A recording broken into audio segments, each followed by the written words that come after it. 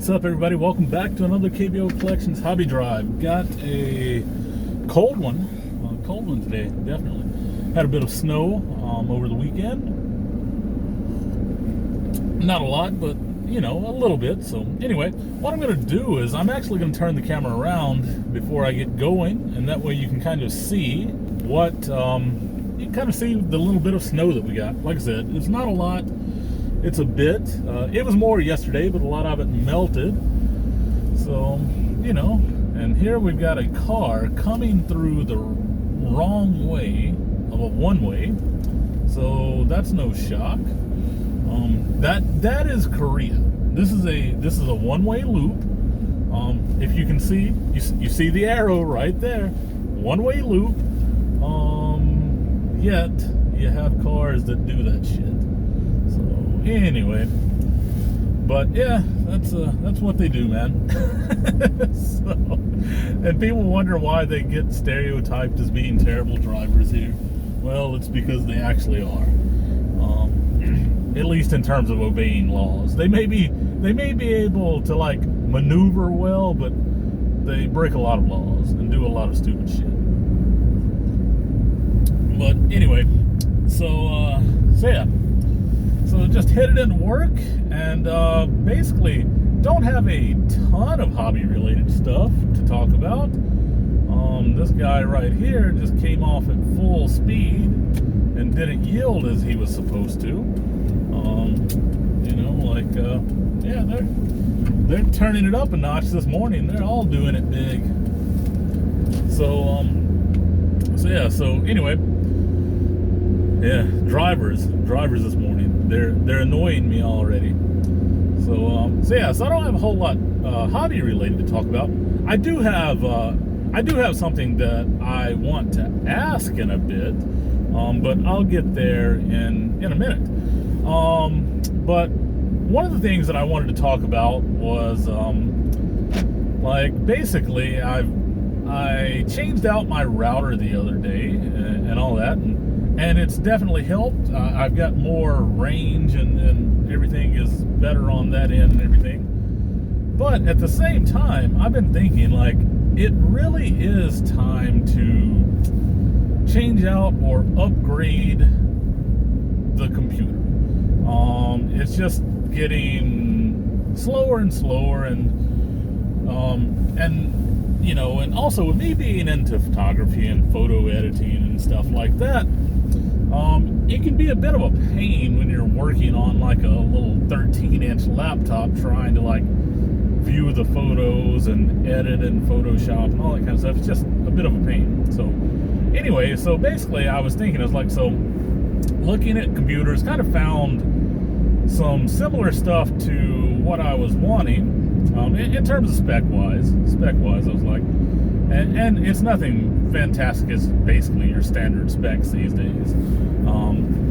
So anyway, so I kind of decided on what I wanted for that. And then I was like, okay, so here's some laptops and stuff. But then I got to thinking. I was like, you know what? I was like, why am I always so focused on laptops? Because I personally only use my computer at my house. I mean, like, so it's a home computer, like truly. I rarely take it out with me anywhere. It's generally just hooked up at my house. So why do I need that? So I got to thinking, I was like, you know what? Seeing as how I do like to do a lot of photography and photo editing and stuff like that, and it's tough on my eyes staring at these little laptop screens, even if you've got a 15-inch screen, it's a bit, you know, rough. Now, here's the thing. It's like, I fully understand that I can get a monitor and hook to it, but then that's more space, more real estate, all that kind of stuff, more cost. So I was like, you know what? I'm going to look into all-in-ones. So not your standard, you know, normal desktop, but your all-in-ones, because the thing is, you know, when you've got a monitor and you've got the actual computer, like and all that kind of stuff, it's, you know, it's just a lot of stuff. So I got to looking at all-in-ones, and I've kind of decided that, yeah, I'm going to go with a 24-inch all-in-one, because basically it'll give me nice, it'll give me the specs that I need, specs that I'm looking for. It will give me a nice big screen so I can actually see stuff when I'm doing it. And, it's reasonable. It's actually, basically, it's actually like about $300 less, $300 or $400 less than the same spec'd laptop from the same company. So you get an all-in-one, same specs as the laptop, and all that,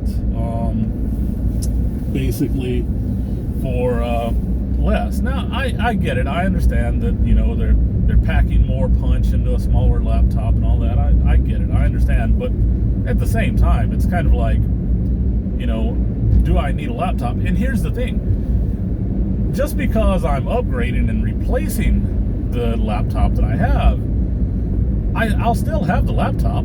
I can still use it. It's just not great. So if I do find myself in need of a laptop, like I need to run out to the coffee shop and do some work at the coffee shop for whatever reason or something like that, I can still do that. I can just use my old laptop. I don't have to have a new laptop, but it is definitely time to upgrade. And also, that's another thing too. It's like, if I, once I buy this new computer, then I may just work on upgrading the existing laptop to get it a little bit better. And if I screw it up, doesn't matter, because I don't really need it, right? Because I've got another computer. So anyway, just my thoughts on this. So that's sort of what I'm thinking about doing, is going with an all-in-one desktop. And it'll actually take up less space, even though it'll be a much bigger monitor and stuff, but it'll take up less space than what my laptop currently does. Because I've got my laptop, it's small, so then on top of that I've got like wireless keyboards and all that kind of stuff. And of course the footprint of the laptop is big, where the footprint of the all-in-one isn't that big. So it's like so that's just kind of, it'll save me some space and give me some needed viewability that I don't have. Plus, on top of that, like, I can actually, watch TV on it if I wanted to. Really, so anyway. But yeah, so that's what I looked at this weekend. Just kind of trying to weigh my options out for computers and stuff. So I think I'll probably make that purchase at some point this week. I think so. We'll see. But anyway, now on to actual hobby-related stuff. So basically, this weekend I spent time getting some of my boxes organized, like by players. Like, basically, I had like some stacks of like stars and things like that, and I've just been taking the stars, and I've actually been top loading them, because I have tons of top loaders. Tons of them. So I've been top loading them, even though some of them are like 25, 50 cent commons. I still hit them with the top loader because it just makes it easy. It doesn't save anything in terms of weight. Definitely makes it heavier, but it makes it easy to, like, keep them organized and stuff like that. So anyway, so I was top loading like stars, things like Soto, Tatis, Acuna, Vlad, Alonso, like different things like that. So top loading those guys, and Otani, Ichiro, top loading and put them into a 3-row box.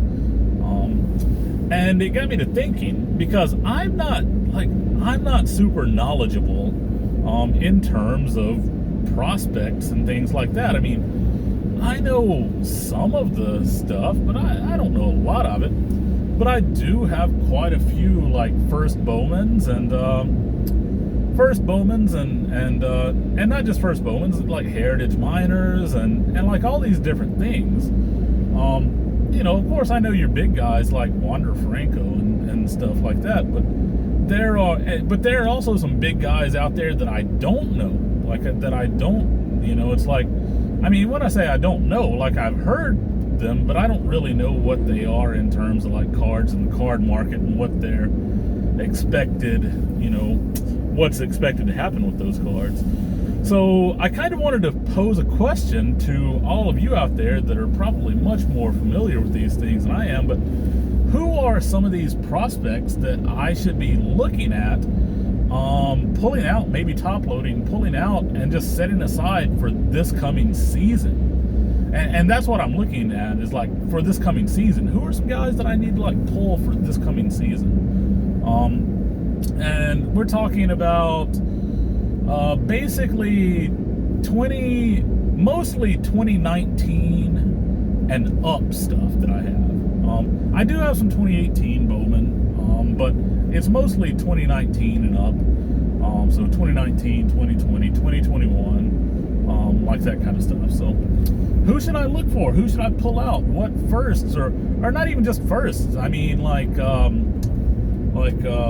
it could be their second or third ones, but I mean, I've got some things.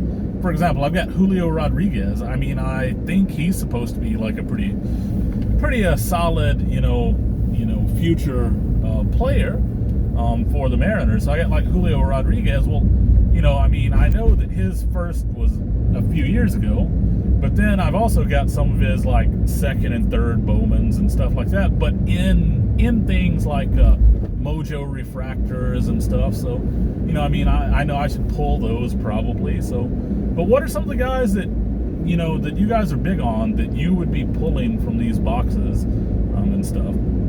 So, I know that Bo probably knows quite a bit of this stuff, 1 million Cubs. So, anyway, that's just kind of all I wanted to talk about today. Who should I pull out of the boxes? And I'm planning to get a new computer. So anyway, hope you enjoyed it. Please leave a like, comment, and subscribe. And remember, don't be a dingleberry.